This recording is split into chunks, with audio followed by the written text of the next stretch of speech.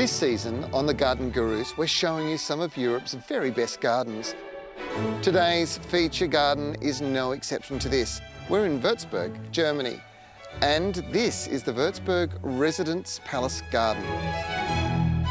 The Wurzburg Residence was commissioned to be built in the 18th century by an international team of architects, builders, sculptors and artists.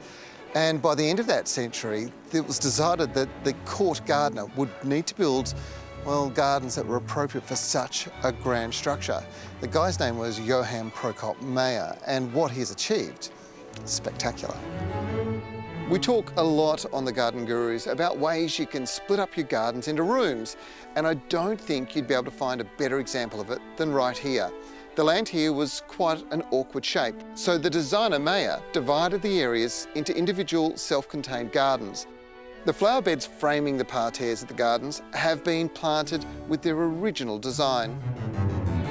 There are two main gardens in around the residence. There's the east and the south garden. The east would have presented enormous challenges for the designer.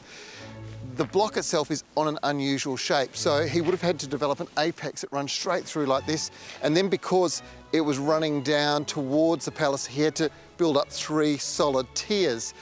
The style of the garden is Baroque, so he had to use a whole bunch of plants that could retain a formal style, but at the same time he wanted to bring colour into the garden.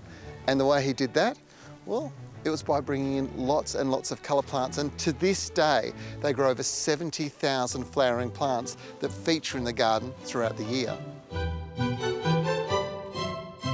By contrast, the south garden is rectangular in shape, it's flat, and it's defined by this unique design using these cone-shaped yew trees around the outside.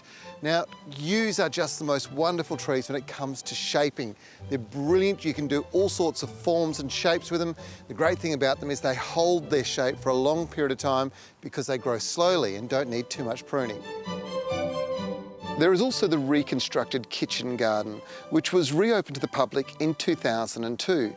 There are 150 fruit trees planted, laid out in the original pattern of paths and beds, and the trees are clipped according to historical methods.